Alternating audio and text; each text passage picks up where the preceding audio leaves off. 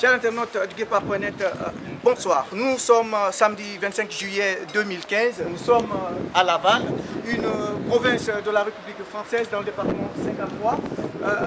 Quand même, c'est une province qui regorge une forte communauté guinéenne qui a tenu quand même à inviter M. Sidya Touré à venir les voir. C'est que M. le président de l'Union de forces africaines a accepté avec plaisir. Vous voyez ces deux belles demoiselles qui sont là, toutes prêtes à accueillir le futur locataire de Sékou Touré. La foule est venue quand même s'avancer dans la gare de Laval, histoire d'attendre le président, histoire de lui dire qu'il est le bienvenu. Voilà, nous avons une salle qui est pleine à craquer. Vous avez des gens qui sont quand même venus, qui n'ont pas voulu la patience d'attendre dans la salle. Ils sont quand même venus accueillir leur président. Voilà, vous les voyez, ils attendent avec impatience le futur président de la République de Guinée, M. Sidya Touré.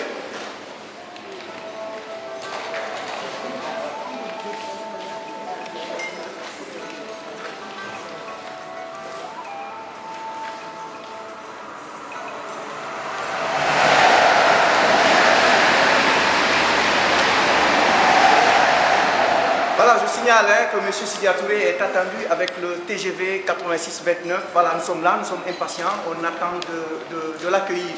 De toutes les façons, il y a aussi des provinces qui commencent à manifester l'engouement à partir du moment que la ville de Laval a donné le coup d'envoi. Ils ont hâte eux aussi de recevoir l'homme qu'on appelle la solution pour la République de Guinée, l'homme de l'alternance, le leader de la transversalité. Voilà, M. Sidya Touré, nous accueillons.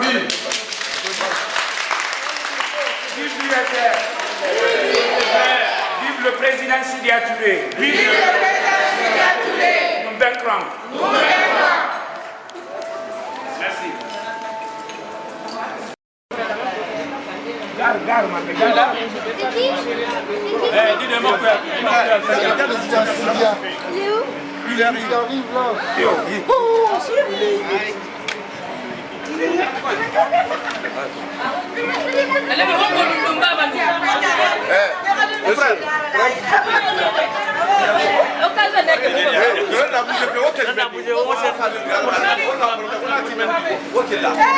Voilà, mesdames et messieurs, le train, le TGV 29 qui transporte M. Sidya Touré.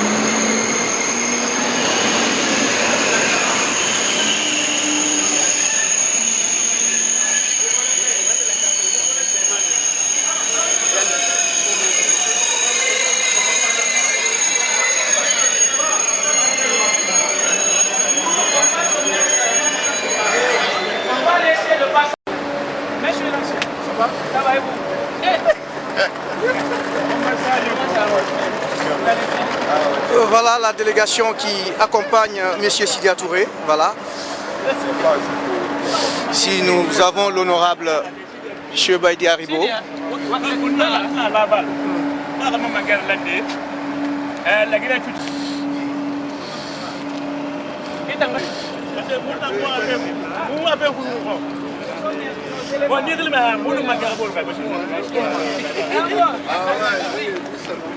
Excellent.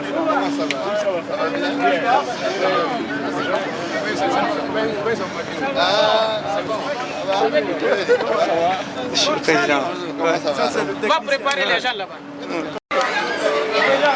Non, ne bougez pas. Fofana.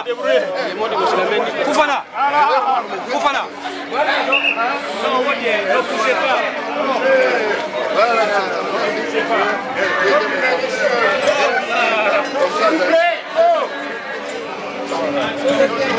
ne bougez pas. Ne bougez pas. Non, lui, il doit bouger.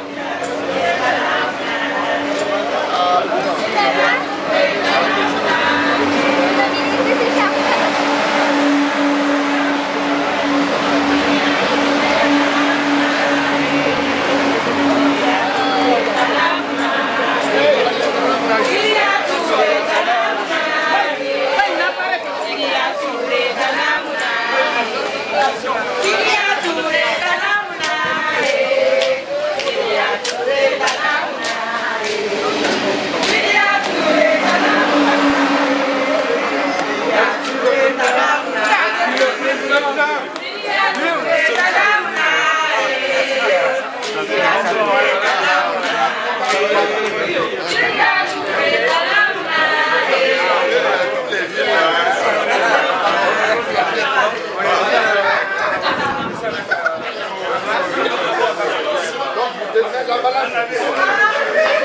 Charlie.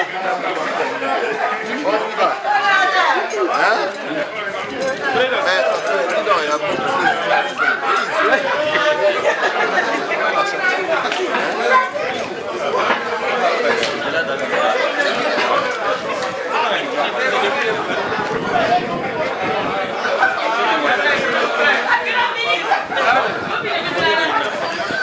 Mon ami.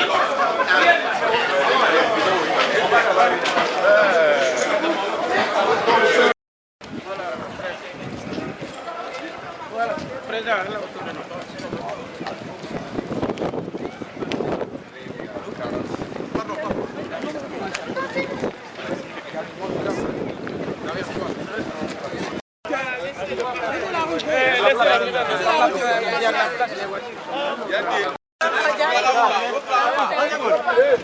Hey.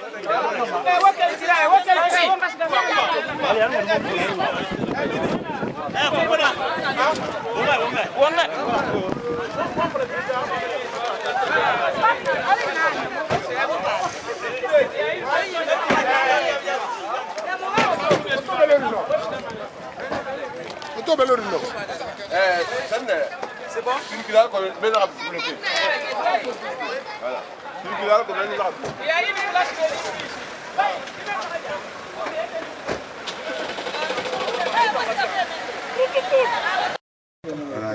Ouais, ça va. 15 minutes, 20 minutes. Non, moi, non. Laval. Laval. À la gauche.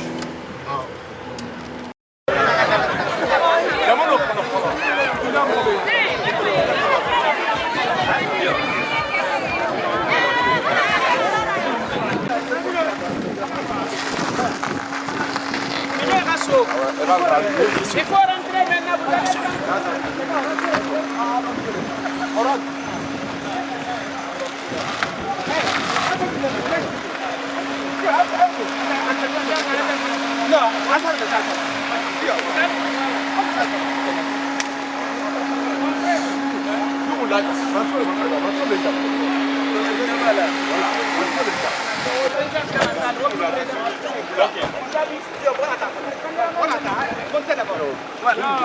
Allons-y, allons-y, s'il vous plaît.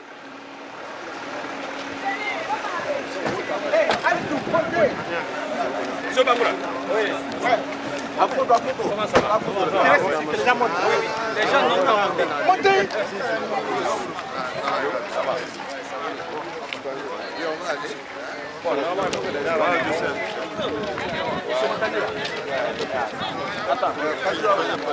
La salle est en haut.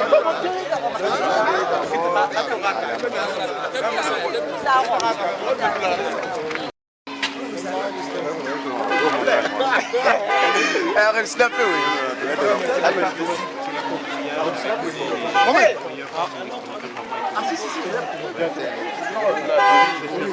Mais la salle, elle est en haut, c'est pas ici. Montez.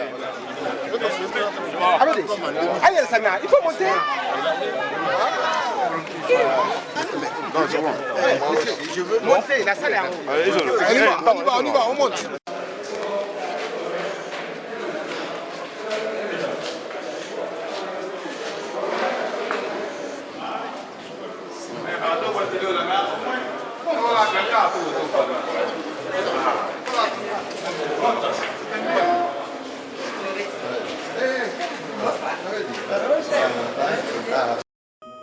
Je vous remercie beaucoup. Essayez de vous lever et applaudir, s'il vous plaît, pour M. Sidya Touré. Son excellence, M. Sidya Touré. Applaudissez, s'il vous plaît. Le futur président de la Guinée. Je veux entendre bien la salle, s'il vous plaît.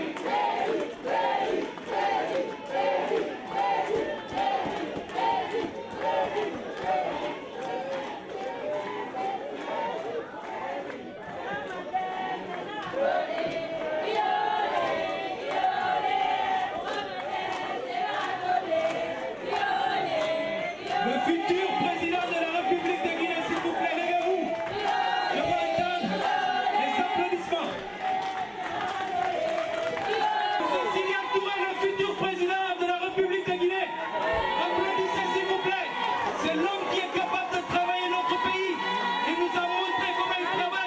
nous a montré comment travailler.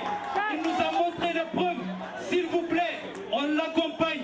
Appelez vos familles de la Guinée, d'ici, pour qu'on puisse voter pour M. Sidya Touré. C'est le futur président de la République de Guinée. On va l'accompagner jusqu'à Séroutoulea. Vous êtes d'accord avec moi, oui ou non? Oui ou non, je vais entendre. M. Sidya Touré, président de la République 2015. Merci beaucoup, Laval. Les chers invités, je vous remercie beaucoup d'avoir se déplacé jusqu'ici aujourd'hui pour permettre à M. Sidya Touré de s'exprimer, de vous dire réellement c'est lui qui a le meilleur programme. On ne peut pas l'oublier. C'est la personne qui peut nous amener, qui peut nous amener la solution pour la Guinée. Je vous remercie beaucoup. Je passe la parole à M. Makandira, s'il vous plaît.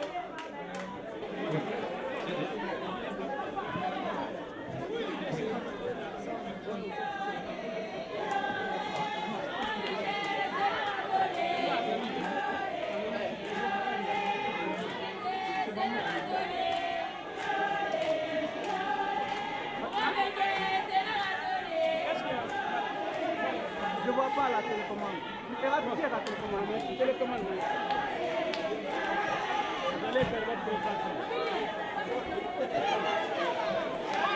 Merci beaucoup, Laval. Merci beaucoup, les invités. Merci beaucoup, je suis content, sincèrement, de recevoir M. Sidya Touré. Vous le savez très bien, avec la délégation, on est content, on est comblé.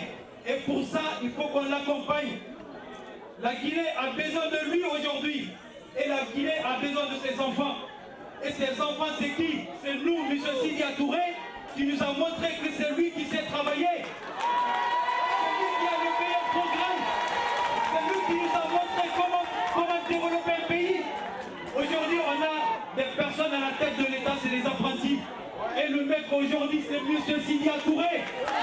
C'est lui, notre providentiel. Applaudissez pour lui. C'est lui qu'on doit accompagner jusqu'à Séroutoulea. C'est la personne qui peut nous donner le bonheur. Et je vous remercie beaucoup. Je donne à la chanteuse qui est là et qui veut chanter pour M. Sidya Touré.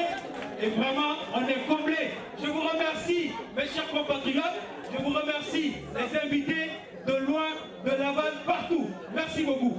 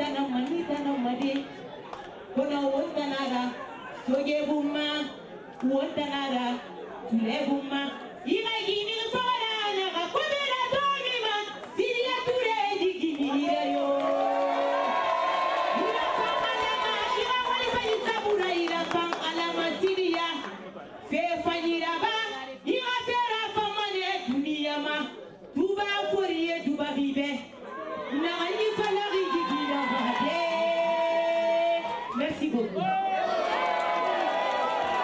Merci beaucoup, merci. C'est vraiment agréable. Vraiment, c'est émouvant. Ça nous montre réellement que M. Sidya Touré, c'est pas en Guinée seulement, c'est partout dans le monde entier. Tout le monde connaît aujourd'hui qui est Sidya Touré depuis fort longtemps parce qu'il a marqué ses preuves. Il n'y a rien à dire.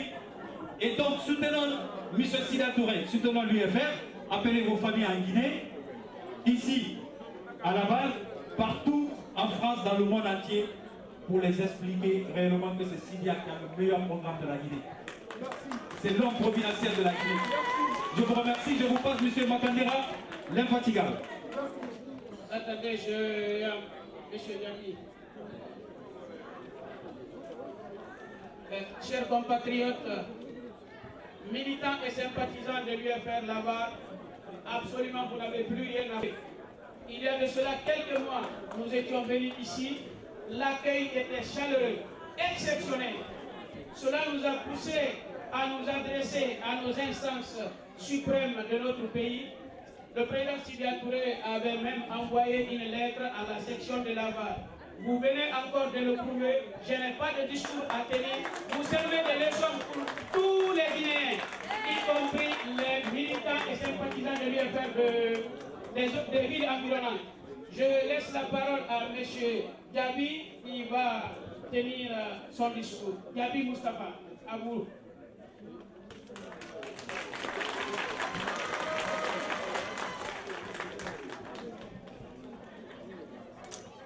Monsieur le Président Sidia Touré, Messieurs les députés du Kaloum, honorable Baïdi Haribo,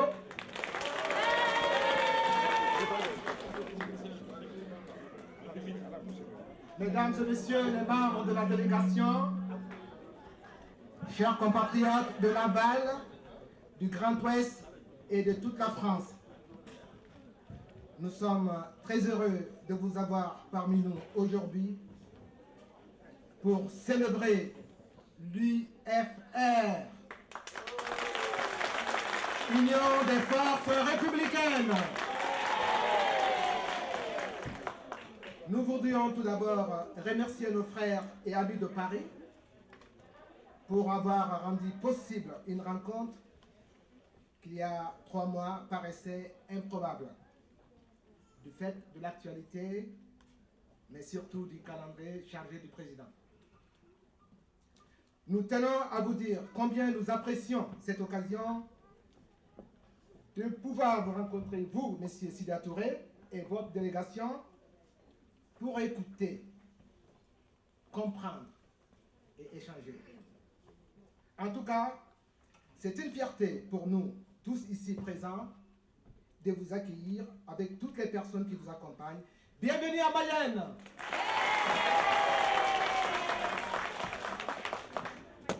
Monsieur le Président, il y a 3 mois, lors de l'installation du bureau de la section IFR Laval, 2 promesses avaient été faites aux militants. La première concernait la venue de la CENI jusqu'à Laval, afin de permettre aux Guinéens et des Guinéennes de s'inscrire en vue de leur participation aux prochaines élections. Cette promesse a été tenue. La deuxième concernait une éventuelle visite de M. Sidia Touré à Laval. Malgré son emploi de temps serré, M. Sidia Touré est donc là. Promesse tenue. Tout ça pour dire quoi? Tout ça pour dire que, mine de rien, il y a encore des femmes et des hommes guinéens qui savent tenir les promesses. Que l'Union des Forces Républicaines, IFR, est un parti politique et démocratique qui sait tenir ses promesses. Monsieur le Président, en nous consultant, filles et fils de la Guinée, et en persévérant, nous avions réussi à installer un bureau de l'UFR à Laval, dans le seul but d'apporter au parti et à votre personne notre contribution dans la lutte pour la conquête du pouvoir. Les personnes ici présentes ne vous demandent pas l'impossible. Elles sont ici parce qu'elles croient en vous. Nous croyons en votre lucidité, en votre expérience, en vos compétences et en votre capacité à réunir les Guinéennes et les Guinéens sur l'essentiel: l'unité nationale, la fraternité, le travail, la solidarité et la bienveillance.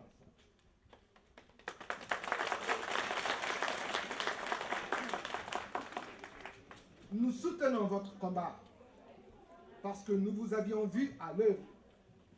Il faut être de mauvaise foi pour ne pas reconnaître l'impact positif de votre passage à la primature de notre pays. Dans un laps de temps, vous aviez créé de l'espoir, redonné de l'envie aux Guinéens.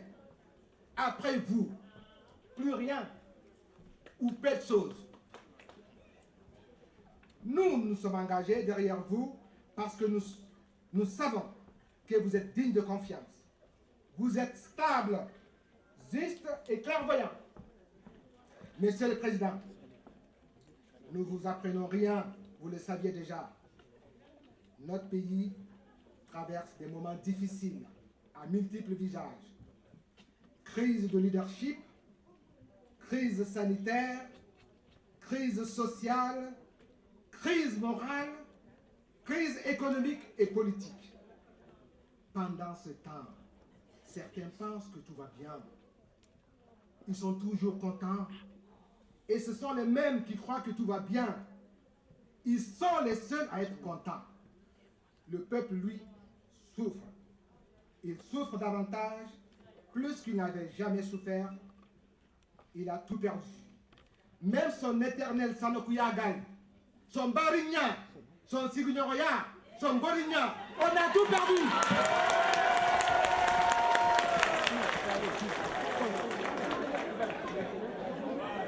Tout est superficiel. Il n'y a plus de sincérité entre les Guinéens. Rien n'est plus comme avant. À qui la faute?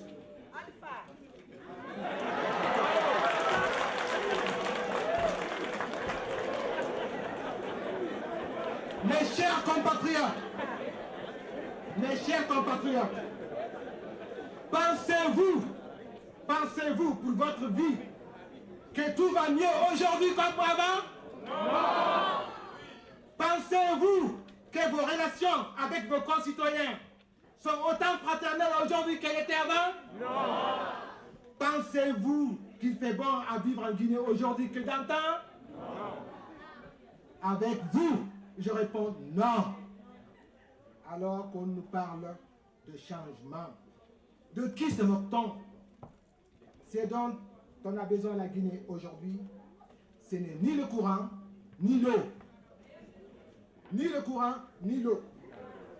La Guinée a besoin d'une unité de toutes ses filles et de tous ses fils à l'image de celles développées au sein de l'IFR.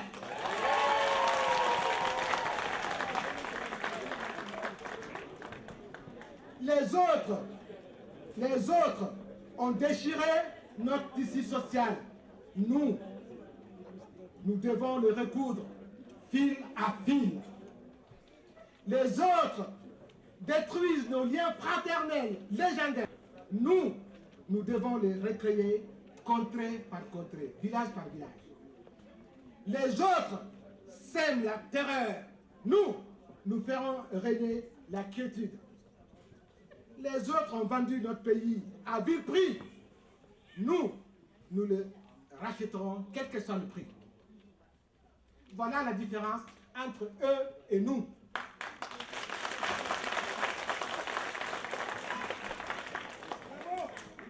Nous ne connaissons qu'une Guinée, le pays de tous les Guinéens, sans aucune considération autre que l'amour de la nation.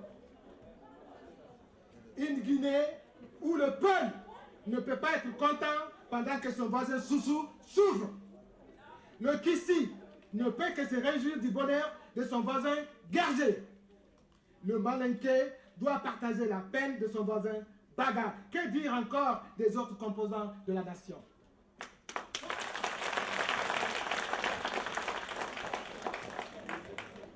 Il faut que nous nous remettions la fraternité au-dessus de tout. Telle était la volonté de nos ancêtres qui nous ont légué un pays distinct. C'est vrai, la Guinée, c'est un pays divers par sa géographie, mais un et indivisible. La Guinée est un pays divers par sa géographie, mais un, il n'y a qu'une seule Guinée et on ne peut pas la diviser.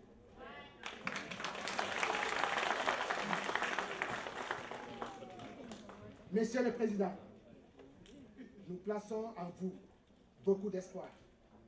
Pas parce que nous attendions de temps en temps quelques sacs de riz, de sucre ou d'oignons. Non, pas ça.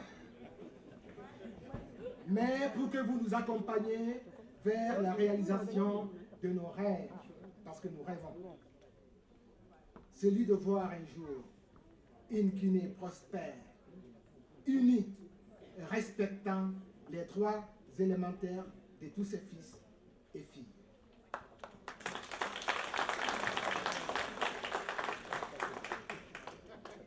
Votre caractère d'homme calme et intègre nous rassure et nous rend confiants. Mais pour pouvoir réaliser ce rêve, nous ici présents, comme tous ceux qui ne sont pas là aujourd'hui, comme des millions de Guinéens, nous nous mettons à votre disposition.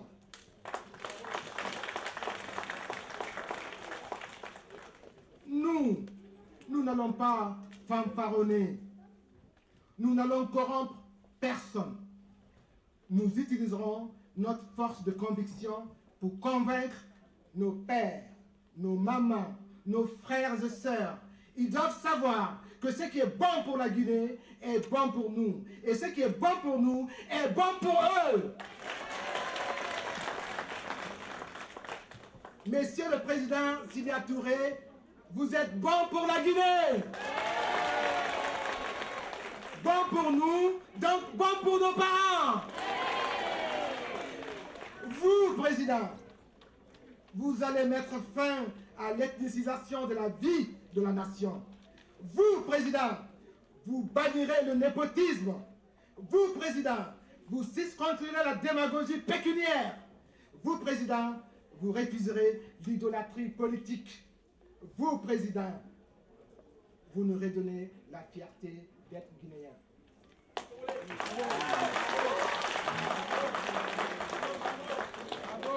Vous, Président, c'est la mise en route de toutes les énergies pour sortir le pays de l'amateurisme et de l'affairisme de ses dirigeants actuels.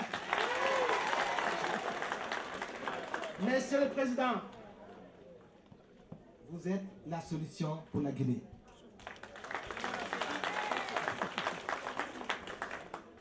Pour nous, en tout cas, de Laval, du Grand Ouest et de toute la France, la conquête du pouvoir commence aujourd'hui à Laval. Nous prenons date le 25 juillet 2015. On se rappellera, la conquête du pouvoir de l'IFR s'est passée à Laval. Comptez sur notre militantisme. Merci à vous tous d'avoir été nombreux pour célébrer l'UFR et son président. Vive Sidya Touré, vive l'UFR et que vive la Guinée!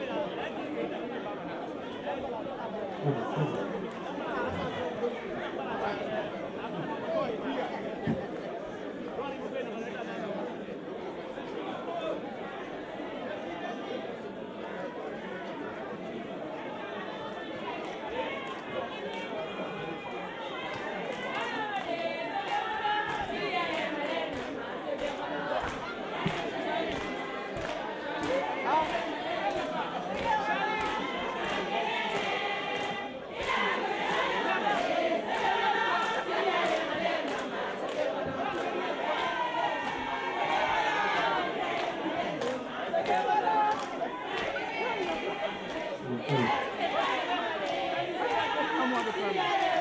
allez-y. Allez-y, s'il vous plaît. Micro, Masso. Approche le micro là. Allez-y, allez-y, s'il vous plaît.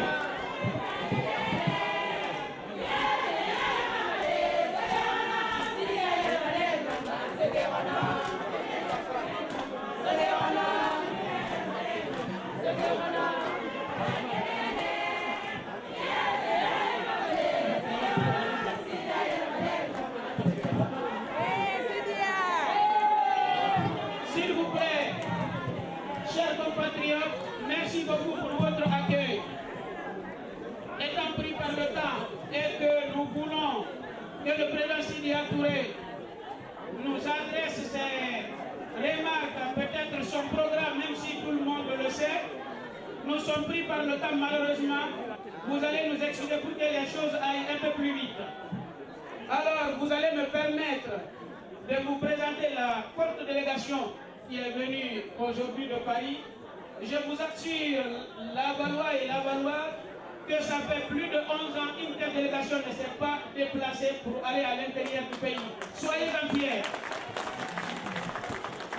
Chers compatriotes, je commencerai par celui que vous connaissez très bien, M. Sidya Touré, président de l'Union des forces républicaines, ancien Premier ministre et futur président de la République dès 2015.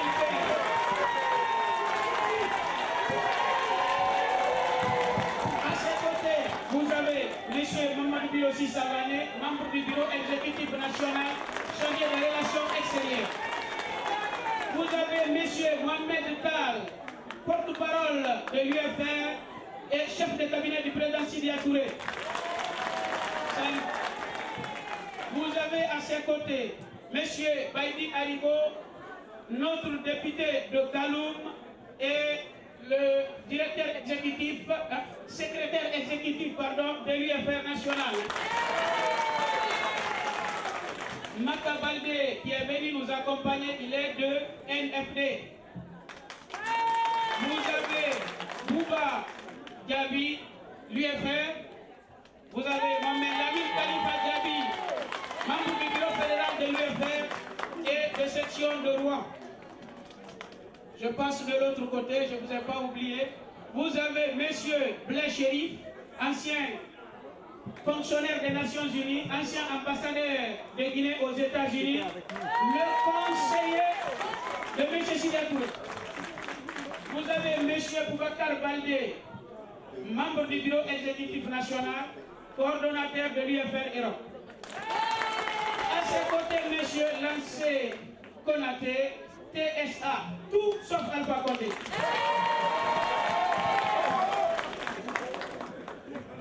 Monsieur Silla Mohamed est chargé de communication de TSA, tout sauf Alpha Condé. Vous avez Lansana Gamboura, secrétaire fédéral adjoint de l'UFR France. Sekou Keletigi Silla, membre du bureau fédéral. Je vais vous présenter les membres du bureau de l'UFR section Laval. Le président, M. Idrissa Fofana.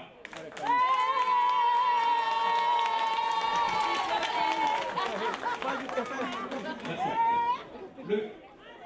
Le vice-président, c'est moi-même, M. Djibril Keïta.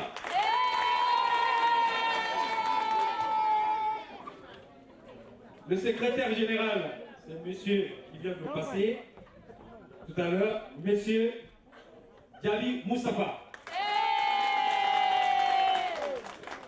Le secrétaire aux affaires administratives et de la statistique, monsieur Kébé Boulradri.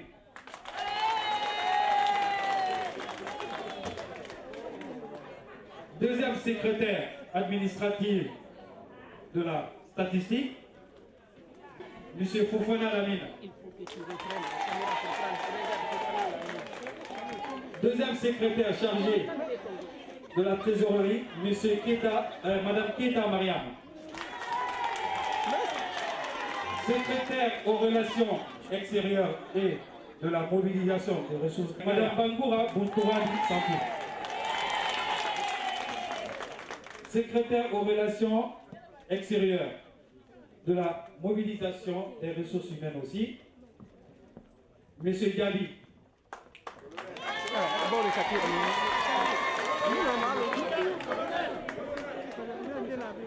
Secrétaire à l'organisation et à la mobilisation, Sako Aïsata.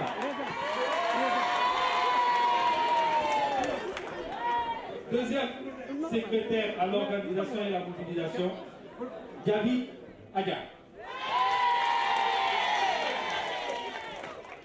Secrétaire chargé du processus électoral, Yassane Yaya.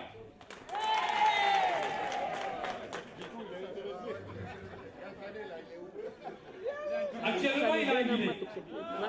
Il est sur le terrain. Deuxième secrétaire chargé du processus électoral, Fofana Ousmane. Premier secrétaire chargé de l'information et de la communication, Fofana Surba. Deuxième secrétaire chargé de l'information et de la communication, Bangoura Joséphine. Premier secrétaire au mouvement des groupements professionnels, Bayo Ibrahim.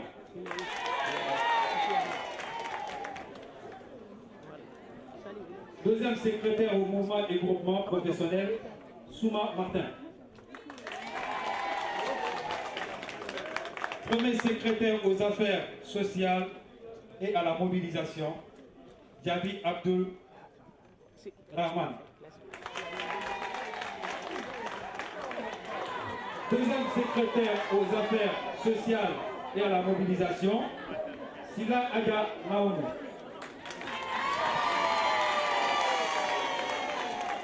Et enfin, secrétaire au sport, Sako Bambo. On vous remercie beaucoup. On ne va pas regarder le micro. On va passer la parole à nos invités et je laisse le soin à M. Makandira, s'il vous plaît. Vous pouvez. Voilà, salut. Bon,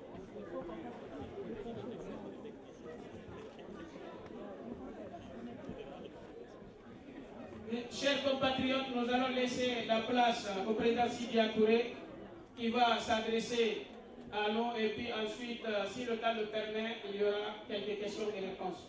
À vous, Monsieur le Président.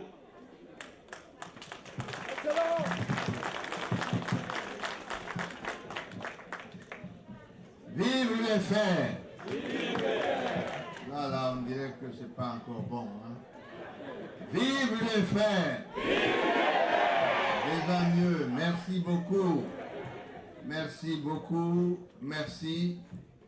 Nous sommes extrêmement heureux, toute cette délégation qui m'accompagne et moi-même, de nous retrouver parmi vous cet après-midi pour un temps qui n'est certes pas long, mais qui, je l'espère, nous permettra d'avoir des échanges qui vont permettre à tout un chacun de mieux comprendre la situation dans notre pays aujourd'hui pour qu'on puisse aller de l'avant.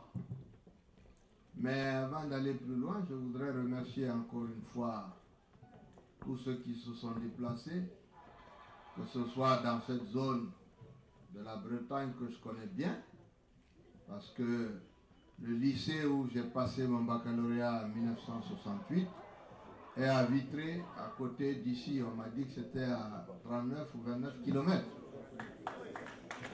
Si j'étais venu le matin, je serais allé visiter parce que je n'y ai pas mis les pieds depuis cette date. Je vous remercie surtout pour vous être mobilisés, d'être venus quelquefois d'assez loin pour nous permettre d'avoir cet échange. Je voudrais remercier également le bureau qui a été mis en place ici avec son président et ses différents représentants. Nous avons eu droit à un discours de bienvenue qui était assez impressionnant, je dois avouer. Quand je suis arrivé et que j'ai vu qu'il y avait 4-5 pages, j'ai commencé à m'inquiéter.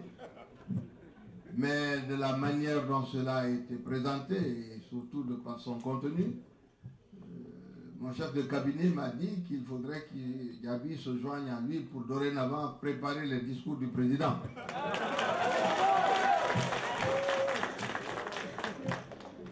Merci encore. Nous avons fait tout ce chemin pour vous rencontrer, pour parler un peu de notre pays. Et je dois avouer que beaucoup de problèmes ont été évoqués ici.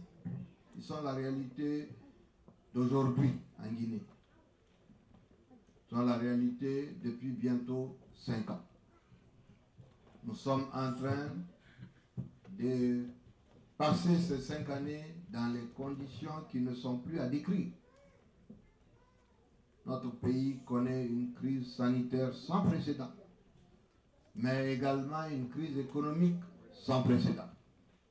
À cela s'ajoute, comme l'orateur l'a dit tantôt, une crise de confiance, une crise sociétale qui fait aujourd'hui que nos compatriotes ne se font plus mutuellement confiance.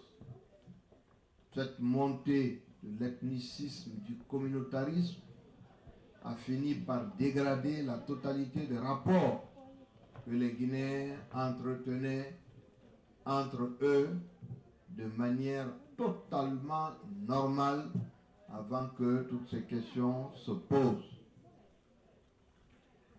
C'est une des choses qui nous désole le plus dans notre pays.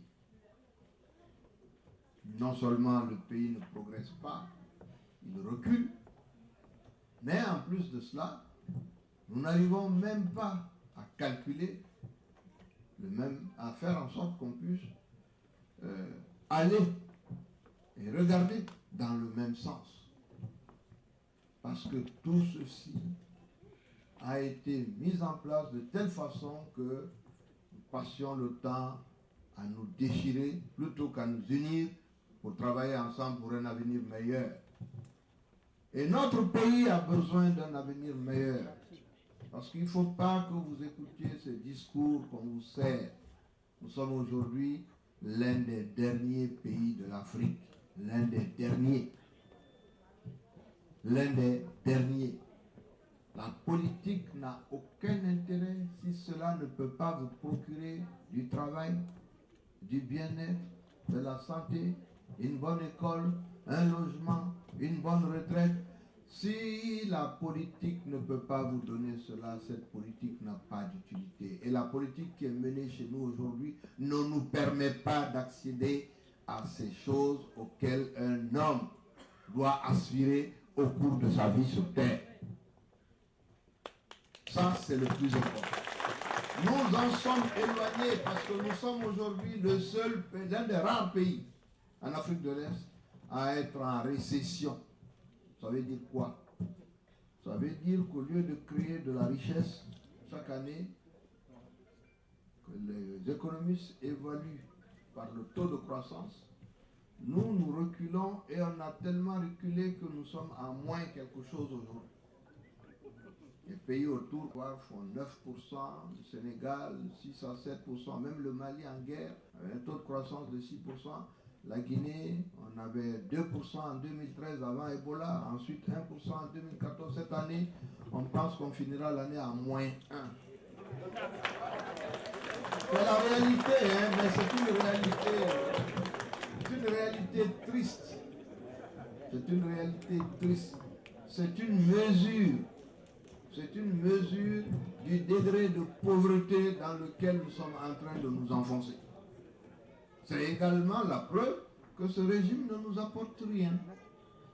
C'est la preuve que nous ne sommes pas sur la voie de l'amélioration des conditions de vie de nos populations. C'est la preuve que rien aujourd'hui ne se fait pour que les Guinéens aient un espoir pour demain.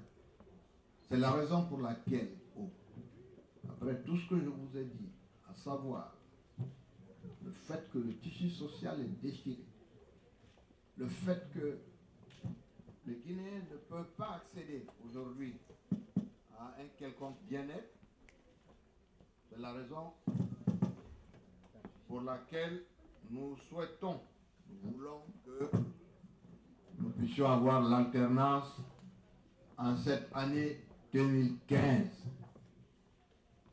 Si les Guinéens veulent retrouver le chemin du bonheur, il faut que le régime que nous avons en place s'en aille au mois d'octobre 2015. C'est ça la réalité. Sans cela, il n'y a pas de salut. Parce que ce qu'on n'a pas fait dans un premier mandat, vous ne pouvez pas le faire dans le second. Parce que tout simplement, tout le monde sait maintenant comment les choses fonctionnent. Tout le monde sait aujourd'hui que ce gouvernement ne fonctionne pas, que l'administration est incompétente et qu'on fait la promotion de l'allégeance plutôt que des capacités des uns et des autres à gérer les affaires de l'État. Nous le savons. Et qu'est-ce qui s'est ajouté à cela? La corruption, la prévarication, le vol, mais de la manière la plus effroyable. Tout le monde a un dossier aujourd'hui dans l'administration guinéenne. Les ministres en ont, les secrétaires en ont, les directeurs en ont. Les marchés sont passés de telle façon que rien ne peut sortir de cela. Vous voyez en Guinée, on vous passe des marchés pour une route. Pendant 1 an, pendant 2 ans, pendant 3 ans, vous vous rendez compte qu'on n'a toujours pas fait 20 km. Parce qu'avant de recevoir l'argent, il a déjà distribué les 40%. Donc, le travail s'arrête en route et n'aboutit jamais. Cette incompatibilité avec justement les résultats est devenue un phénomène totalement courant dans notre pays. Mais c'est également l'incapacité de gérer qui nous a amené à ça. Sinon, c'est quelque chose. Allô? Sinon, c'est quelque chose qu'on peut combattre. Malheureusement, tout est lié à la politique. Tout.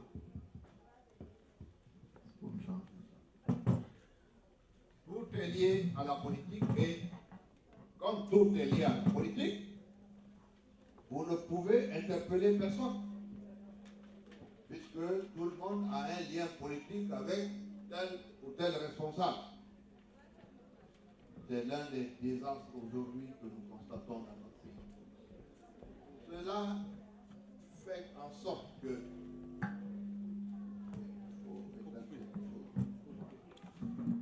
cela fait aujourd'hui que rien ne peut évoluer. Nous avons eu le PPTE.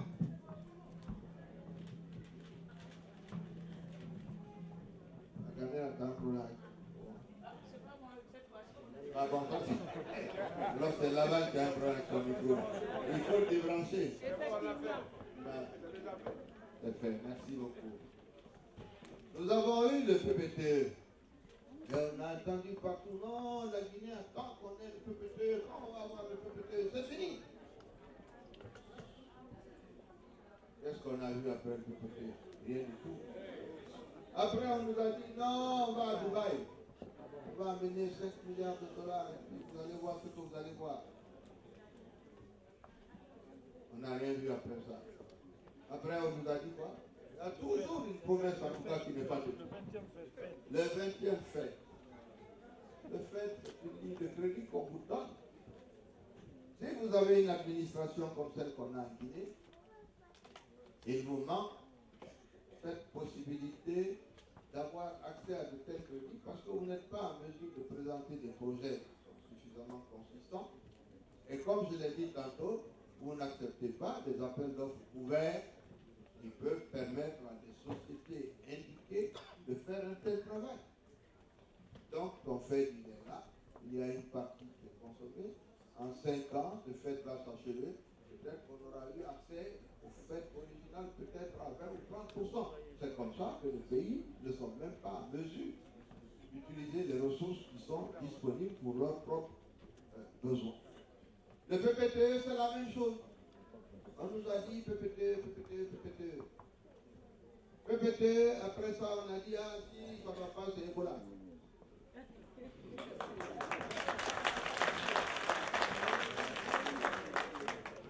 Mais le PPTE, c'est quoi? Le PPTE, Nous l'avons commencé au temps où moi j'étais Premier ministre. Alors quand tu entends les gens, oui, moi j'ai fait le PPTE. Le PPTE, c'est un programme de 2 fois 3 ans. C'est incompressible. Tu ne peux pas compresser ça. Chaque fois que vous faites une étape, Marco, le pays a fait une étape. Pendant ma période de primature de 97 à 99, nous avons fait la première étape de 3 ans. C'est achevé en 2000. Après, il y a eu beaucoup de retard. L'arrivée de ce gouvernement a correspondu avec la fin, c'est-à-dire les 6 derniers mois. Mais le programme a été fini. Normalement, on devrait en profiter. Profiter, ça veut dire quoi? Qu'au lieu de payer la dette, on nous donne la possibilité non seulement de diminuer la dette, mais que le peu qu'on doit payer, une bonne partie est réservée pour financer les projets chez nous, au lieu de le donner aux institutions comme la Banque mondiale et le Fonds. Mais pour que tu puisses donner le peu, là, il faut qu'il y ait de l'activité chez toi. Il faut que ton économie tourne. Si ton économie ne tourne pas comme c'est le cas en Guinée, même le peu qu'on a laissé pour que tu puisses travailler avec, tu ne peux pas l'utiliser parce que tu n'as pas accès à cela. Puisque tu ne crées pas d'activité, tu ne crées pas de vie. Ça, c'est le volet économique. Après, on arrive, on vous dit, c'est Ebola qui a fait que, au lieu de s'occuper de la maladie, c'est devenu un business dans le pays. Les voitures, les motos sont utilisées par les partis politiques. C'est ça la vérité. Et malheureusement pour notre pays, plus ce problème perdure, plus il y en a qui sont dehors, qui voient cela comme étant, ils ont une impossibilité pour les sociétés de venir chez eux. Ça, c'est l'aspect économique. L'aspect politique, vous le connaissez. Ce gouvernement a érigé la politique en gestion de l'État. Nous sommes le seul pays qui, depuis 5 ans, nous ne parlons que d'élection, depuis 5 ans. Après la présidentielle de 2010, il a fallu que l'opposition marche pendant 2 ans et demi pour mettre en place une Assemblée nationale. 2 ans et demi de marche pour qu'on ait une Assemblée nationale. Depuis cette date, on se bat pour qu'on mette en place les mairies. Les conseils communaux, ça fait des années. Et chaque fois que vous signez un accord, vous êtes sûr que le lendemain, cet accord ne sera pas. Nous avons signé un accord en 2012. Alpha a gardé ça dans les tiroirs. On a fait les accords en 2013. Cela a été bloqué. Il y a eu des accords en 2014, bloqués également. Nous sommes en discussion dans le cadre d'un dernier accord pour permettre de tenir les élections communales avant la présidentielle. Pourquoi? Parce que les gens vous demandent, à la radio, à la télévision, mais pourquoi vous voulez faire les élections communales? Mais les élections communales, c'est arrivé à échéance depuis 6 ans. Les mandats sont finis. C'est une obligation légale. La loi veut que ce soit comme ça. Mais c'est pas tout. Cela dit, dans notre cas, nous avons 38 communes urbaines. Ok, Kigia, Zélécoré, Cancan, ce sont des communes urbaines. Mais nous avons ce qu'on appelait avant les CRD, qui sont des communes rurales maintenant. Il y en a 304. Quand vous ajoutez les 304 CRD qui sont des communes rurales aux communes urbaines qui sont 38, ça vous fait 342 circonscriptions de la République de Guinée aujourd'hui, avec les conseils communaux. Si on les met ensemble, ça fait près de 4000 personnes où nous n'avons aucun représentant de l'opposition républicaine dans notre pays aujourd'hui. Ce n'est pas une démocratie, c'est un parti-État. Puisque ce sont les représentants du RPI. Certains de ces maires ont été démis et on a mis à la place des délégations spéciales. Mais on l'a fait pour 28. Mais le reste en Guinée, ce n'est pas des textes. Les ambassadeurs vous demandent, oui, mais il n'y a pas eu de texte pour enlever une délégation spéciale de Matam. Mais on dit en Guinée, on n'a pas besoin de texte. On a appelé tous ces conseillers et les maires, on leur a dit, si vous n'adhérez pas au RPG, on vous enlève. Ils ont tous dit, on adhère au RPG. À l'intérieur du pays, ce n'est même pas le ministre, c'est le préfet, c'est le gouverneur qui démet les maires, les présidents de CRD, les présidents de district et qui les remplace. J'ai expliqué à l'ambassadeur des États-Unis, de la France, dans mon propre village, le président du district qui est là, il est nommé par le RPG. Vous prenez la ville de Conakry. Nous avons eu des élections communales. Baïdi a été élu à Kalou, Doumbouya a dû le faire à Matoto, législative, pardon, et comment on appelle, Dr Di Touré à Matam, des députés de l'UFDG à Dixit et à Rato. Donc, le RPG n'a pas un seul député uninominal dans toute la capitale. Mais l'ensemble des maires de Conakry relèvent du RPG. Mais ce n'est pas tout. L'ensemble des conseillers communaux de tout Conakry relèvent du RPG. À Kalom, il y a pratiquement, je ne sais pas, 12 ou combien de conseillers communaux? 10. Il n'y en a pas un seul qui est de l'opposition. Voilà ce que nous contestons. Parce que ces gens-là jouent un rôle au niveau des élections. Le deuxième problème qu'on a amené au dialogue, c'est la CENI. La fameuse commission électorale nationale dite indépendante. Je dis bien dite indépendante. Plutôt MPOD, je crois. L'ambassadeur Blaise me dit c'est commission nationale MPOD.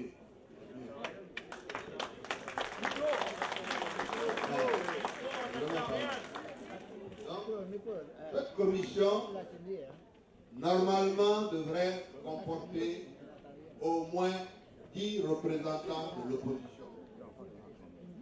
Une fois que l'Assemblée nationale a été installée, nous nous sommes aperçus qu'il n'y avait que 3 ou 4 conseillers, 3 qui représentaient l'opposition. Donc, comme la loi 016 qui institue la CENI est très claire, on a dit, écoutez, il faut qu'on recompose ce fait. Voilà la raison pour laquelle le débat se fait encore. Maintenant, le troisième problème qui est au dialogue aujourd'hui, qui n'est pas le est celui du fichier électoral. Alors là, le fichier, ça, on peut en parler. Parce que, à la dernière révision des listes électorales, nous nous sommes aperçus que brutalement, il y avait une région de Guinée, Cancan, je demande à Conakry comment ils ont fait. En Cancan, ils ont 2 fois plus d'habitants qu'en Conakry. Ils ont recensé 398 000 électeurs dans le gouvernorat de Cancan et 212 000 dans le gouvernorat de Conakry.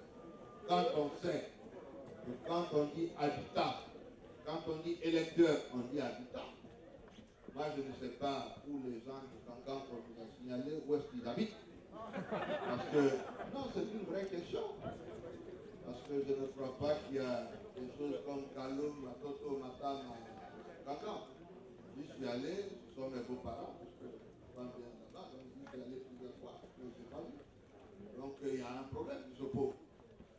Donc il faut que ce genre de choses sortent vraiment du système pour nous permettre de tenir les élections. Nous savons que le RPG n'a pas envie de changer cela. Et c'est la raison pour laquelle je l'ai dit à RFI hier matin, TV5, dans toutes les radios en France ici, pour qu'on l'entende bien en Guinée, que nous n'accepterons pas des élections tripatouillées comme ce que nous avons eu aux législatives. On s'y opposera de la manière la plus claire, la plus nette. Bravo! Les Guinéens doivent se réveiller. Et c'est pour cela que je vous félicite pour votre mobilisation, parce que cela veut dire que vous vous intéressez à l'avenir de votre pays. Je vous assure. Bravo! Que si nous le faisons bien, si les Guinéens ne se réveillent pas, au point où nous en sommes, ce ne sera que regret. Nous y sommes déjà. Nous sommes aujourd'hui l'un des pays, je dis, les plus en marge de l'évolution des sociétés dans le monde. En en Afrique et ailleurs. Si j'arrive jusque-là, je suis obligé de vous le dire. Vous êtes ici, vous y travaillez, vous avez des familles, vous y éduquez vos enfants. De grâce, de grâce. Encouragez vos enfants à aller à l'école. Encouragez les enfants à aller à l'école et à être éduqués. Si aujourd'hui nous voulons faire avancer les pays, beaucoup de choses nous frappent en Guinée aujourd'hui à cause de ce manque d'éducation. Si on me dit aujourd'hui que qu'est-ce que vous avez comme programme pour la Guinée, immédiatement qu'on doit faire tout de suite. Et on dit il faut le résumer en 3 points. Je vais dire éducation, deuxième point, éducation, troisième point, éducation. Bravo!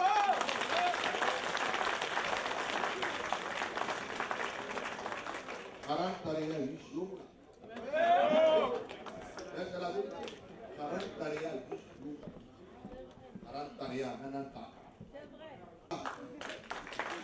Le manque d'éducation, c'est ce qui amène tout ce que nous avons aujourd'hui. Et Guinéens, les Guinéens, il y a le manque d'éducation, parce qu'il y a des choses qu'on n'accepterait pas. C'est ça qui amène la pauvreté, le manque d'éducation, amène les gens à se recroqueviller sur eux-mêmes. Et c'est ce qui permet d'utiliser le communautarisme comme étant une base politique. Le communautarisme n'est pas un programme politique. Ça ne peut pas être un projet de société. Le projet de société en Guinée ne peut être que pour l'ensemble des Guinéens. Ils ne peuvent pas développer la Guinée dans une région contre les autres. Ce n'est pas possible. Ça, ce n'est pas possible. C'est la raison pour laquelle il faut refuser le communautarisme. Malheureusement, c'est devenu un mode politique en Guinée. C'est devenu aujourd'hui l'étendard pour se prévaloir de tout un nombre de choses. À l'UFR, nous refusons cela. À l'UFR, nous pensons que nous n'avons de chance de gagner. Et quand je dis de gagner, pas uniquement pour l'UFR, mais pour l'ensemble de la Guinée, nous ne le pouvons que si nous sommes unis ensemble. Notre unité est possible. Ce n'est pas une chose factice. Nous pouvons le faire dans la mesure où nous recherchons permanemment le consensus entre les enfants de ce pays. Sans unité, sans consensus, sans volonté de vivre ensemble, nous n'arriverons à rien. Il n'y a pas d'unité, il n'y a pas de résultat. Vous savez, vous êtes ici, c'est la France. On va vous dire, oui, ce qu'il y a ici, ça c'est la France. Dans les pays limitrophes, nous observons cela tous les jours. Vous avez vu comment le Mali a géré son problème Ebola? Oui. Vous avez vu comment le Sénégal l'a fait? Oui. Et comment un pays comme le Nigeria, où dans la seule ville de Lagos où Ebola a été déclaré, il y a 2 fois la population de toute la République de Guinée. Ils sont plus de 20 millions. Ils ont eu 9 morts. Quand on parle de la Guinée, les gens ont l'impression que le débat est politique. Il n'est pas politique. Cela nous touche dans toutes les composantes de notre vie. Dans l'éducation de nos enfants, dans la santé de nos populations, dans les infrastructures, dans tout, nous sommes touchés par le manque de réussite de ce gouvernement. Et c'est la raison pour laquelle, la raison essentielle pour laquelle, avec son échec, dans le cadre de nous ramener dans le sens de l'unité nationale dans notre pays, son échec, de nous amener économiquement les possibilités de nous améliorer nos conditions de vie, c'est la raison pour laquelle il faut qu'on trouve un moyen pour que l'alternance se fasse en 2015. L'élection présidentielle n'est pas élection de parti, une élection qui met en place, disons, le peuple de Guinée en face d'un candidat qui a un projet, comme nous en avons. Mais un projet basé sur une ambition légitime et soutenu par une expérience, mais également un projet qui regarde la Guinée en face, la totalité, l'ensemble des Guinéens, pas une partie des Guinéens, mais l'ensemble de nos compatriotes. C'est ça qui nous amènera loin. On me dit, les problèmes qu'on a. Tagané me dit, ce sont les 4 E, électricité, Ebola, économie et éducation. C'est vrai que ça résume nos problèmes. Mais je me disais que vous étiez à l'ambassade des États-Unis le 4 juillet. L'ambassadeur des États-Unis qui est arrivé et qui doit partir parce qu'il a fait ses 3 ans, nous a tenu un discours. Et nous étions là, les membres du gouvernement, dont le ministre des Affaires étrangères, nous étions tous là. Et il a commencé son discours et à un moment donné, il a dit qu'il a été frappé parce qu'il a fait le tour de la Guinée. Mais partout où il est passé, il a entendu Yemuna, Temuna, Doyimuna, Iramuna, Terimuna, Arayimuna, Walidemuna. L'ambassadeur des États-Unis, c'est pas moi. Et il a dit à Soussou, hein, c'est pas. Il a dit, je ne sais pas qu'est-ce que Mouna là a fait, mais en tout cas, c'est un vrai problème en Guinée. Il n'y a pas de courant, il n'a rien compris. Et il espère que ce sont les problèmes auxquels le gouvernement va s'attaquer. Mais au moins, de la part d'un diplomate, ce n'était pas la langue de bois. Une réalité du vécu quotidien que nous avons dans notre pays. Alors je vous exhorte à réfléchir à tout cela. Mais surtout, nous sommes à 2 mois des élections. C'est l'action maintenant. Ceux qui sont là, mais surtout ceux qui sont en Guinée. L'essentiel de l'électorat est dans le pays. Mais les élections sont les élections. Ce que nous voulons aujourd'hui préserver, c'est les élections traficotées comme nous en avons eu au moment des élections législatives de 2013, mais surtout au moment du premier tour des élections présidentielles de 2010. Vous savez quelle était la position de l'UFR.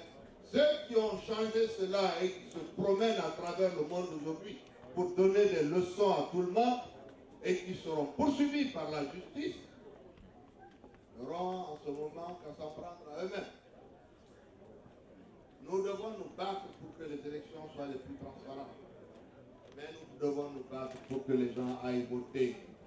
Nous devons nous battre pour que les gens sachent que les 5 années écoulées, nous pouvons les améliorer, envisager un nouvel avenir pour notre pays que dans la mesure où l'alternance arrive et que nous sortons un carton rouge à M. El Hadi, professeur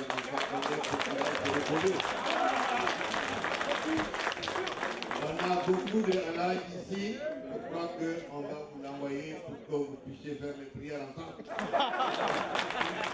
Que le pays puisse continuer.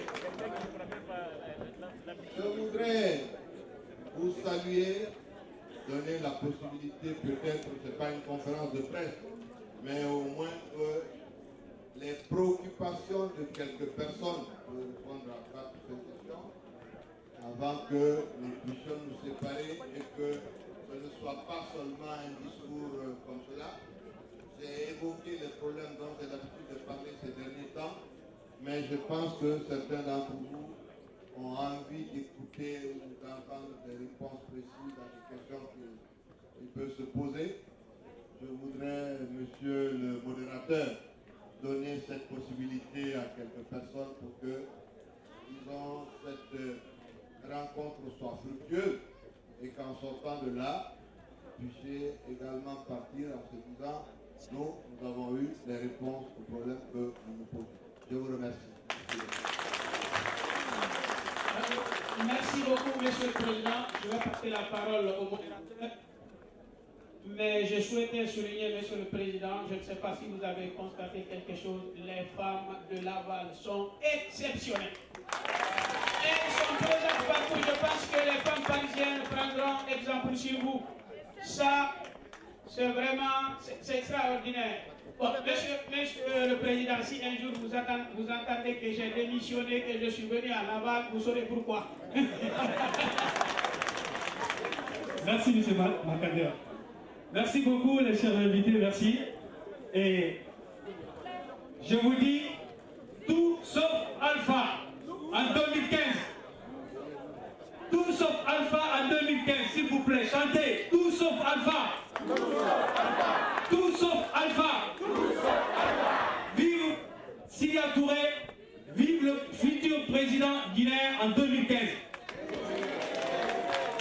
Merci beaucoup. S'il y a des personnes qui veulent poser quelques questions, des courtes questions, parce qu'on est...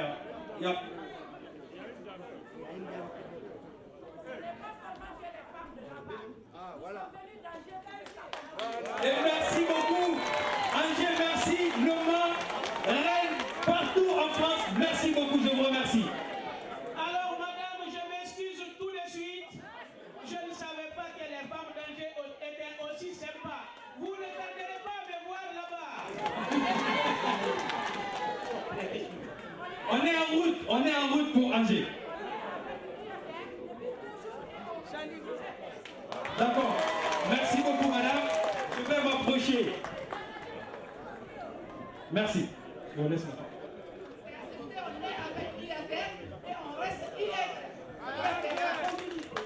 Merci beaucoup, madame.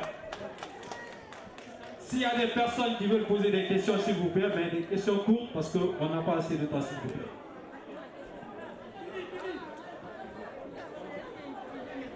Billy, moi je veux parler. Billy, s'il te plaît.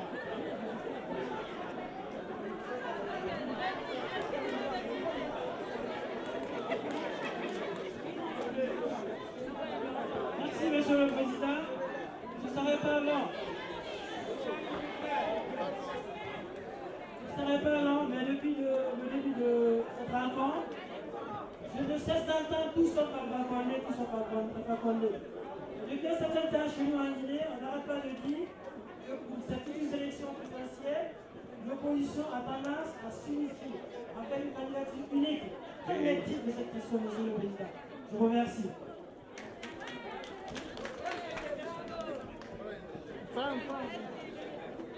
Deuxième question, s'il vous plaît.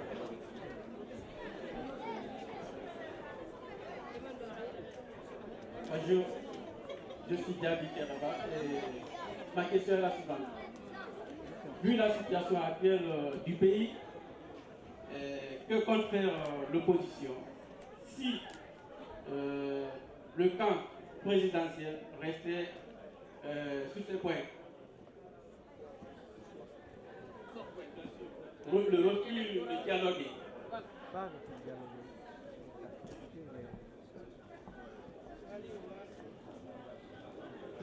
Oui, merci beaucoup. Je voudrais... D'abord, c'est vrai que je n'ai pas beaucoup évoqué la présence des femmes, pourtant c'est vraiment très marquant. Mais moi, je ne commettrai pas la même erreur que Macandera, de dire les femmes UFR France, d'où qu'elles viennent. Alors, bravo les femmes, vraiment félicitations. Macandera a dit qu'il va déménager à Laval. L'ambassadeur Blaise, qui est un connaisseur en la matière, m'a dit attends, il va couper ça au montage pour que sa femme ne voit pas. Écoutez, nous avons évoqué beaucoup de problèmes. Nous avons autour de la table ici, on a TSA, Haïti, d'autres gens qui ont été arrêtés en Guinée, comme Salané, délit d'opinion.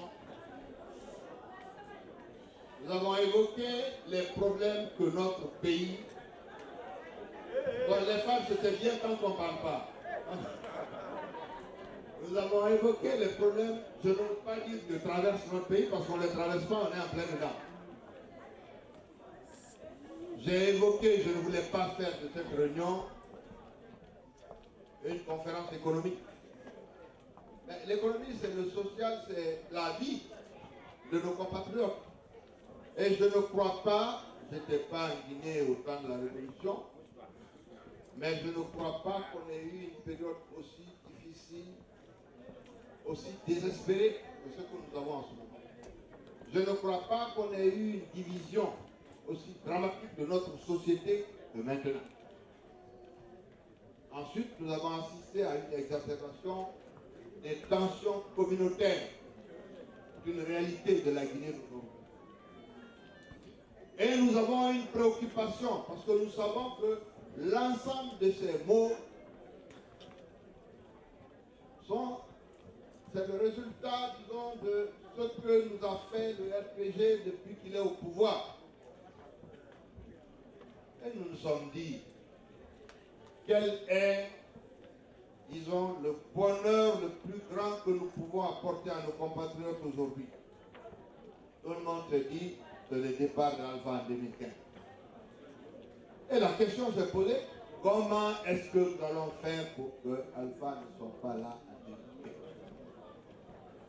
La société civile a dit, trouvez-nous une candidature consensuelle qui permettra à tous les Guinéens de se mettre ensemble pour passer ce cap-là. Parce que il y a entre les deux grands groupes ethniques aujourd'hui dans notre pays, la tension est montée à des niveaux qui ne sont pas supportables. Donc, recherchons le consensus au lieu de rechercher la confrontation. C'est de là qu'est venue l'idée de candidature. Au sein de l'opposition, un des partis n'a pas souhaité qu'on ouvre ce débat pendant un an. Donc, ce qui fait que ce sont certains partis politiques qui n'ont pas beaucoup de militants, certes, mais qui ont des leaders de foi très engagés, qui se sont décidés à faire en sorte qu'on ait ce débat. Nous n'avons pas pu l'avoir. Donc nous sommes dans une situation aujourd'hui où tous les partis vont à l'élection dans des conditions qui ne sont pas prédéfinies. Est-ce que c'est la solution pour changer le régime d'Alpha Condé? Peut-être pas, ou peut-être oui, mais toujours est-il que, entre-temps, l'idée d'un consensus à rechercher pour que ce soit le peuple guinéen qui se lève contre cela et non pas une région ou un groupe, a été abandonné. En 2006-2007, si vous vous souvenez, la Guinée entière s'est levée contre la rencontre. Je n'ai entendu aucun sous-sous dire dans aucun coin qu'on était en train de chasser le président parce qu'on n'aimait pas les sous-sous. Je n'ai entendu ça nulle part. Et tout le monde s'est mis ensemble pour le faire. Parce qu'il y avait encore cette unité nationale qui n'avait pas été détruite. Les forces vives ont été créées dans ces conditions-là. Et cela a fonctionné. Mais depuis, dès que vous posez un problème en Guinée, on vous dit oui, mais c'est pour où, c'est pour quelle région, c'est contre qui. Nous avons voulu balayer cela avec cette idée de recherche d'un consensus pour une candidature unique, afin d'abord de nous débarrasser du régime RPG, sans effrayer qui que ce soit, et faire comprendre que nous souhaitons mettre en place une Guinée qui travaillerait ensemble pour que, en ayant un peu plus de création de richesse, un peu plus de croissance, un peu plus de démocratie, l'ouverture et les possibilités d'alternance soient ouvertes de manière à ce que les lendemains pour notre pays puissent changer. Nous ne sommes pas arrivés à cela et c'est bien dommage. En tout cas, pas encore. La deuxième question porte sur que va faire l'opposition. Nous avons manifesté 2011, 2012, 2013.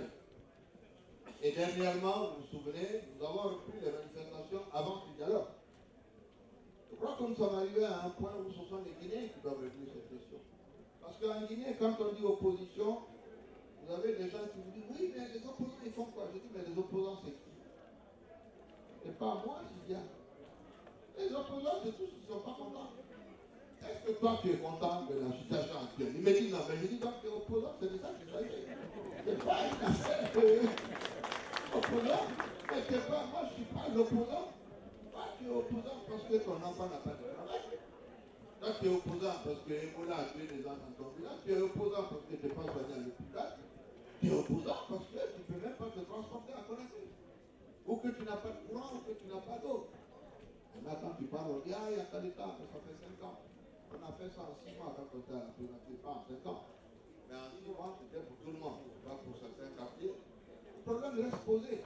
Donc l'opposition, ce n'est pas une catégorie de gens qui, je ne sais pas ce qu'on est, non? Si on est contre et qui se promènent en disant on est contre, non. C'est tous ceux qui perçoivent au quotidien qu'il y a des choses qui ne fonctionnent pas dans le pays et qui ne sont pas d'accord avec ça. C'est ça. Donc si on se met tous, si on prenait tous les mécontents de Guinée aujourd'hui, on serait 99% à être dans la vie. Donc c'est ça la solution. La solution n'est pas le discours que nous donnons, c'est la pression populaire qui peut changer ça. Et nous allons continuer à faire appel à la population pour qu'on se sorte de cette situation, à condition qu'elle comprenne bien que c'est pour eux que nous parlons. Merci.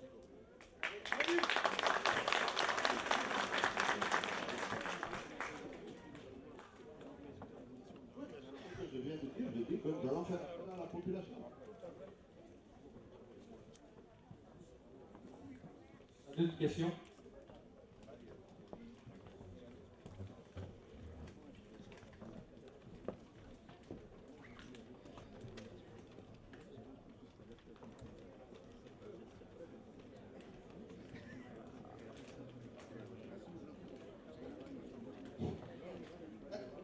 À l'attention de son Excellence, Monsieur le Président de l'IFR, et à l'attention de Monsieur Faye Diarabio, qui me connaît très bien.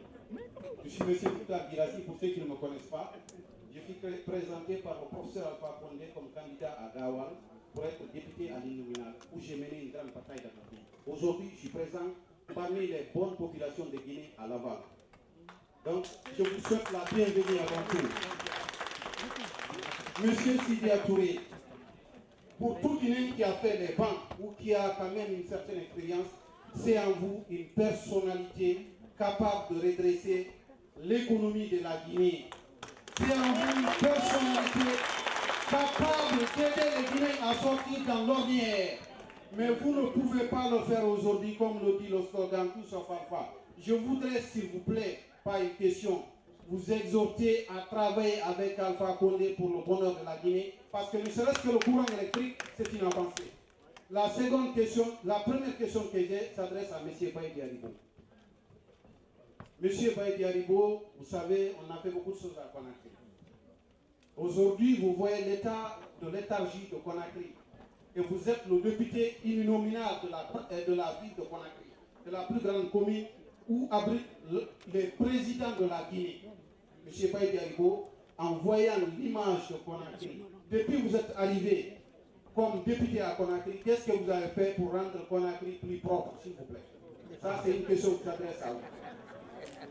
Deuxièmement, M. Sidia, il y a une question lointaine que je vais poser aujourd'hui. Vous savez, les gens disent qu'après cette élection de 2015, s'il y a 5 ans après, vous ne pouvez pas vous représenter à cause de l'âge. Très important. Et si demain on vous disait, M. Sidia, d'accord, on ne limite pas l'âge, mais on ne limite pas aussi le nombre de mandats, est-ce que vous accepteriez que si M. Alpha Condé soit réélu en 2015 et qu'on modifie la Constitution pour qu'il continue à être candidat et que on modifie la Constitution aussi pour l'âge pour que vous continuiez à être candidat? Je vous remercie. C'est une seule réponse à ça, c'est non. C'est non. Le micro.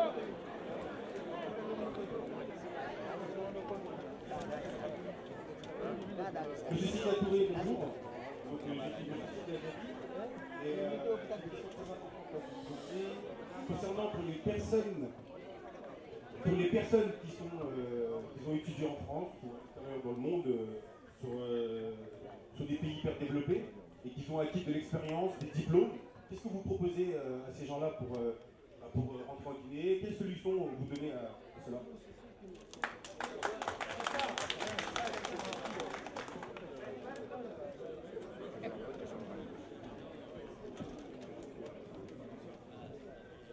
Alors mon frère, je pense que s'il y a un problème de limite d'âge, j'ai peur pour votre candidat. Alors, je ne sais pas, c'est quoi le candidat de Gawa. Le candidat battu de Gawa. Moi, c'est pas un problème en soi. Il est en politique, c'est déjà une bonne chose. Mais je n'ai pas compris votre histoire de limite d'âge. Parce que moi, si ça s'applique à moi en 2020, pourquoi ça ne s'appliquerait pas à Alpha en 2015? Voilà.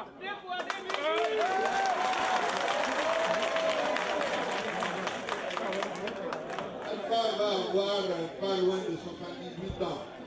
Il est candidat. Moi qui en ai 69, je suis candidat. Quel est le problème? Je ne comprends pas.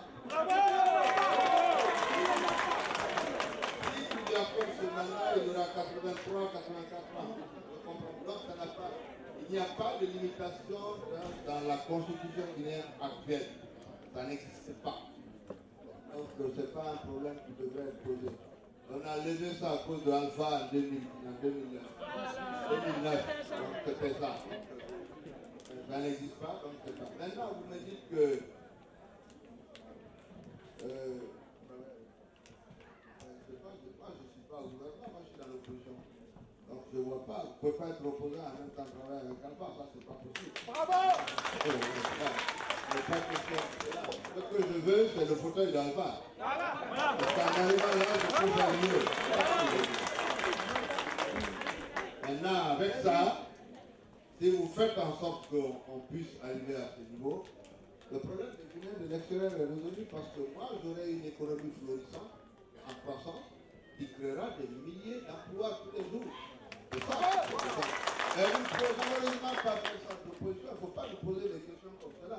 Il ne peut pas changer la situation de Conakry, il n'est pas le gouverneur de la ville. Il ne gère pas toutes les recettes qui rentrent là-bas tous les jours. On sait où ça va. En tout cas, ça n'arrive pas dans sa maison là-bas à Manguépa, je ne crois pas. Donc, je ne sais pas. Il n'appartient pas aux députés. Nous défendons des lois à l'Assemblée nationale. Nous faisons des propositions de loi. Malheureusement, même à ce niveau, quand vous faites des propositions de loi, aujourd'hui, ces propositions de loi sont bloquées à la présidence. Donc, même l'Assemblée nationale, dans le système RPG, c'est contrôlé par la présidence. Donc, c'est vraiment malheureux pour le pays. Au moment d'Ebola, en octobre 2014, l'UFR a fait prendre une résolution à l'Assemblée nationale qui a été votée à l'unanimité de tous les députés, même RPG, en présence de la Banque mondiale, du Fonds monétaire, de l'Union européenne, de Médecins sans frontières et tout ce qui s'en fout, pour qu'il y ait cette commission qui permettrait aux députés de l'opposition de participer au combat contre Ebola. À la présidence, on a dit non, que si ça marche, l'opposition va dire qu'elle a participé à ça, donc on préfère qu'on laisse comme ça. Donc voilà le genre de choses qui font que, vraiment, si nous voulons un peu de bonheur de notre pays, il faut qu'on puisse changer de gouvernement, surtout changer de président de la République, ce qui permettra de changer de gouvernement. Donc voilà ce que je pouvais dire sur ces questions-là. Je crois que s'il n'y a pas d'autres questions, il y en a encore une. Alors, les deux dernières questions. Monsieur Guirassy, à la sortie, on échangera d'adresse. J'aimerais bien que vous attirez notre attention sur la destination que les 700 millions de dollars de Rio Tinto sont partis. Au lieu de demander à Baïdi, qui est député, qui devait commencer là-bas. Il n'y a pas que ça, j'ai 1 milliard de dollars à vous demander la destination, qui ne sont ni au trésor ni ailleurs. Et sans oublier aussi les 150 millions qui a été... on ne sait pas les traces parce qu'on ne voit pas là où c'est parti. Et sans oublier que chez nous, en Afrique, dans les vieilles marmites, qu'on fait les bonnes choses. Donc là, ne vote pas pour nous.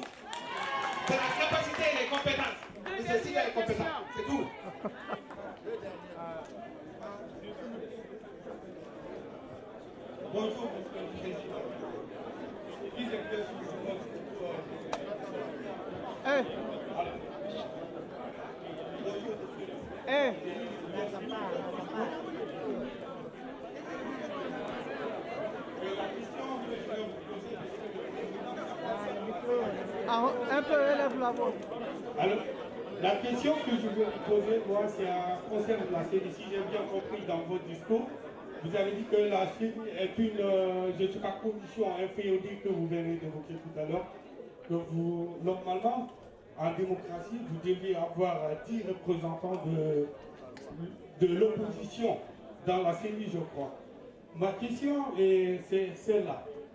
Et qu'est-ce que vous avez comme matériel juridique pour combattre la non-transparence de la CENI ou, je ne sais pas, parce que selon ce que je vois dans les médias et de RPG que le pouvoir véhicule, ils vous considèrent comme une opposition de l'anarchie que vous ne voulez pas qu'ils travaillent, et là.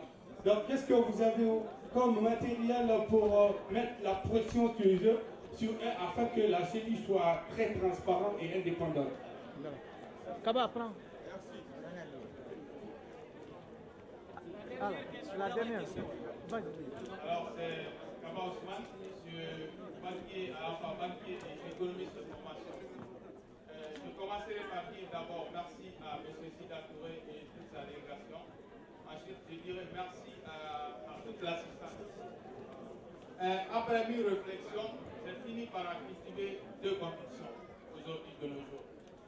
La première conviction est que pour les 15 années à venir, ou les 20 années à venir, je ne pense pas que la solution de la Guinée soit ni avec M. Alpha Condé, ni avec M. Cellula Rendel. La deuxième conviction est que, de nos jours, seule une candidature unique pourrait battre Alpha Condé en 2015, d'après mes propres analyses. Donc, ma question à M. Sida Touré, c'est de savoir est-ce qu'il y a encore un espoir de remettre cette question de candidature unique sur la table afin que nous parvenions à un changement de régime en 2015. Je vous remercie.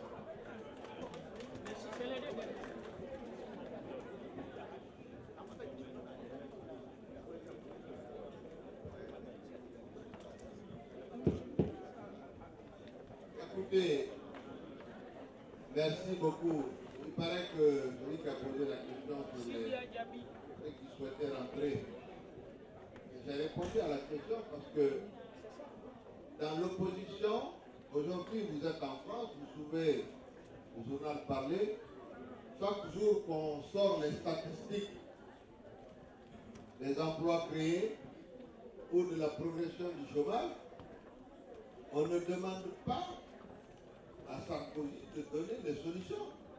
On demande à Hollande. C'est à lui qu'on dit, mais attendez là, pourquoi est-ce que la courbe du chômage continue de monter? Et de l'autre côté, les UP et autres nous disent, si nous arrivons au pouvoir, voilà ce que nous allons faire. S'il vous plaît, au fond là-bas, on a beaucoup félicité les femmes, donc il faut qu'on continue dans ce sens. Donc nous proposons des solutions, comme je l'ai dit, de croissance économique, d'amélioration de l'activité économique dans notre pays, notamment au niveau des investissements, des échanges sous-régionaux, de la consommation, notamment en ce qui me concerne, la relance de l'agriculture à laquelle nous étions extrêmement performants avant l'indépendance. Nous allons créer de l'emploi dans ce secteur. Vous savez, quand vous me titillez sur ces questions, vraiment, j'ai tellement de choses à dire que ça nous prendrait trop longtemps. Quand je suis arrivé en Guinée en 1996, la production cotonnière était à 6 000 tonnes. En 3 ans, 99-2000, on était à 40 000 tonnes avec un objectif de 100 000 dans 3 ans supplémentaires. Aujourd'hui, c'est retombé à 6 000.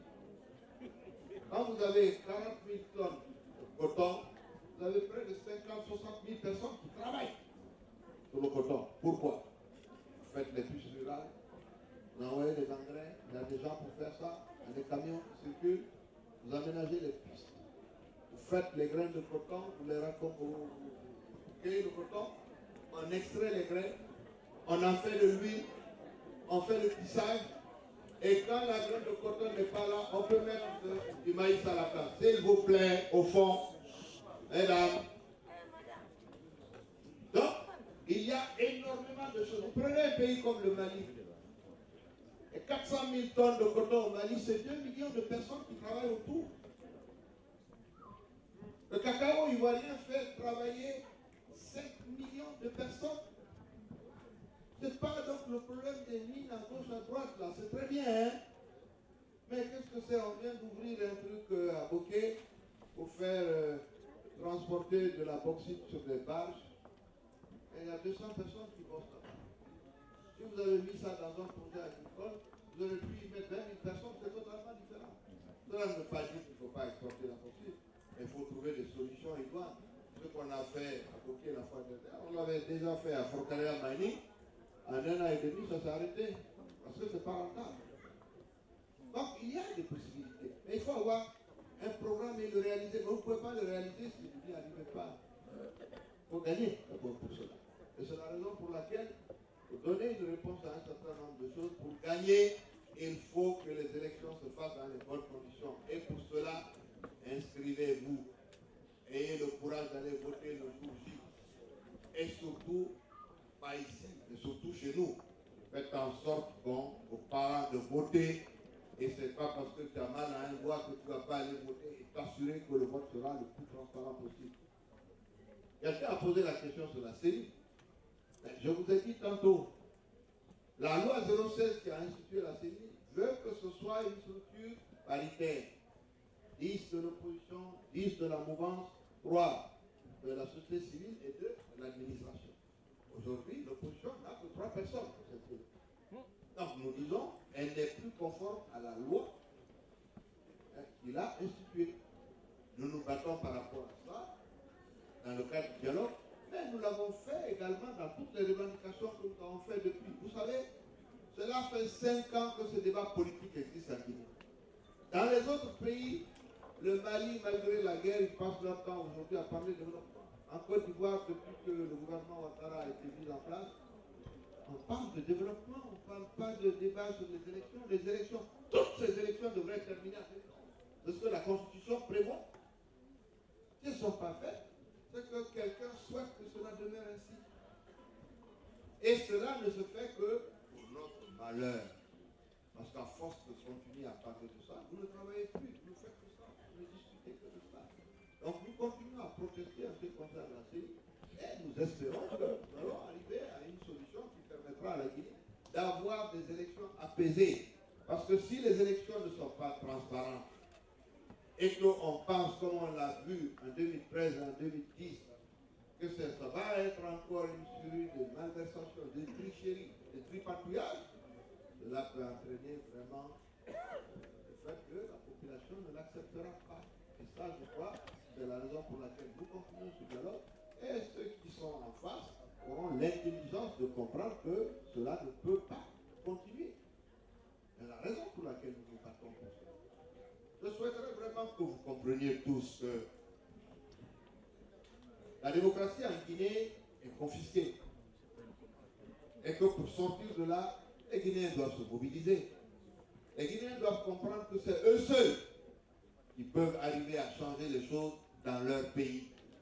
Nous en parlons, nous le disons, mais la masse critique que constitue une population qui est dehors et qui manifeste qui n'est pas d'accord, quand elle est importante, le gouvernement n'y peut rien. Donc il faut que nous comprenions que la solution est entre nos mains. La solution est entre vos mains. Et c'est la raison pour laquelle je salue grandement la présence de nos doyens qui sont ici, de tous les imams, de tous les anciens, parce que quand on parle avec eux, ils sont à même de passer des messages à tous ceux qui sont là, mais également de passer les messages dans les familles. Je voudrais vraiment vous remercier et vous dire à quel point nous avons apprécié notre présence parmi vous. Oui. La candidature unique, oui, elle est exclusive. Mais non, elle n'est pas perdue. Le problème, c'est est-ce que nous sommes suffisamment conscients pour que nous mettions en avant l'intérêt de notre pays avant des intérêts vraiment purement personnels et qui ne nous mènent nulle part. La question, elle est là. Est-ce que les Guinéens sont encore prêts à tenir 5 ans comme nous avons tenu, sans résultat, avec plus de division? Ceux qui mettent cette possibilité d'arriver à des solutions dans des situations comme ça, réellement ne travaillent pas pour l'ensemble des Guinéens. Nous souhaitons que ce débat reste ouvert et que peut-être il ne soit pas trop tard pour qu'une solution puisse être apportée afin que en octobre 2015, on puisse ramener Alpha Condé à Paris ici pour même d'accord que vous puissiez le rester à Laval et qu'il rejoigne les dimanches. Comme ça, il fera quelques cours de marabout, ce ne sera pas mauvais. Pour le moment, ce qu'il fait en tant que président de la République, ça ne nous donne pas de résultats. Peut-être qu'il fera mieux de ce côté-là. Nous sommes très sérieux sur un point de grâce. Vous représentez beaucoup de personnes tout en étant ici. Je souhaite que vraiment les messages arrivent en Guinée pour bien expliquer à nos parents que c'est eux-mêmes qui peuvent changer les choses. Cela ne se changera pas tout seul. Je n'ai pas longtemps insisté sur tout ce qui n'allait pas en Guinée. Et ça, vous l'entendez tous les jours. Vous le savez par les parents, par les journaux. Comme me disait l'autre tout à l'heure, il dit oui, mais à la télévision, on dit que c'est vous qui empêchez de travailler. Est-ce que vous avez jamais entendu Hollande dire ici que c'est l'opposition qui l'empêche de travailler? Vous n'avez jamais entendu Macky Sall dire que l'opposition l'empêche de travailler? Ibeka dire que c'est à cause de l'opposition qui ne travaille pas? Non. En Côte d'Ivoire, l'opposition a été armée. Il y a eu 3000 morts à la fin des élections. Tout a été détruit. Vous n'entendrez jamais le président Ouattara dire que si je n'avance pas, c'est parce que l'opposition m'empêche. L'opposition n'empêche personne de travailler. L'opposition dénonce les travers du système. L'opposition dénonce le fait que le travail qui se fait au niveau du gouvernement, disons, n'est pas fait dans le sens, disons, de faire en sorte que nos compatriotes en profitent. Quand un gouvernement travaille bien, quand un gouvernement a des résultats comme nous le voyons dans certains pays, l'opposition n'a presque plus rien à dire. Mais quand vous ne faites rien, et qu'à chaque fois, le peu d'accord que vous pouvez avoir pour faire avancer les choses, vous vous y opposez, oui, c'est facile de dire l'opposition m'empêche de travailler, l'opposition m'empêche de faire, l'opposition n'empêche aucun gouvernement. Ceux qui disent ça aujourd'hui, notamment Alpha Condé, moi j'étais dans l'opposition avec lui pendant longtemps. Quand il était en France ici, je ne suis pas opposant, je travaille dans le gouvernement. Mais quand on rentre en Guinée, on fait 10 ans d'opposition ensemble. Et nous ne disons pas le quart ou le tiers de ce que lui disait du régime de l'ancien rencontre en ce moment. On ne dit pas le quart, tellement c'était violent. Ce sont des gens qui appelaient à descendre dans la rue tous les jours pour rabaisser le gouvernement. C'est parce que nous disons aujourd'hui. Donc il faut garder la mesure et faire bien comprendre aux gens que nous ne nous opposons à ce qui ne fonctionne pas, notamment la division de nos populations, la dilapidation des ressources de notre pays et les résultats médiocres qui sont obtenus et qui font que nous n'arrivons pas à les développer. Je voudrais vous remercier tous pour votre présence ici et vous dire à quel point nous avons apprécié d'être avec vous, notamment, je disais, les jeunes, les femmes, nos doyens, et vraiment, je vous salue tous. Je vous donne rendez-vous en Guinée. Ceux qui peuvent aller assister à ces élections, n'hésitez pas, parce que vous êtes des personnes ressources et vous êtes à même de faire en sorte que beaucoup de messages passent autour de vous. Si vous arrivez à faire voter 20, 10 personnes le même jour, 30 personnes, vous pouvez dire que vous aurez contribué au succès de l'alternance politique dans notre pays. Je vous remercie. Merci beaucoup. S'il vous plaît.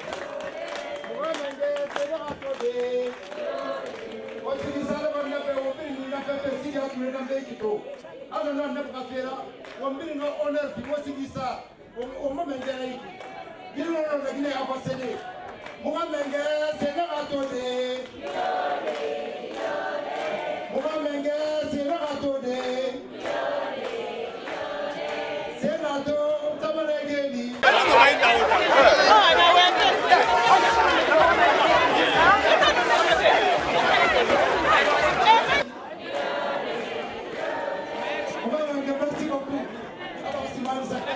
Merci.